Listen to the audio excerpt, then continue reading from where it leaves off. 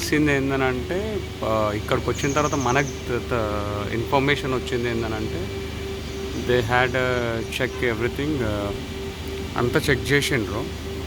So suspension ఏదైతే ఉందో the whole setup మనం కింద చూస్తే చూడవచ్చు. ఇటు మన స్టీరింగ్ ర్యాంక్, లోవర్ ఆర్మ్స్, ఇవన్నీ ఇష్యూ ఏందనంటే సస్పెన్షన్లో ఇష్యూ ఉందన్నారు.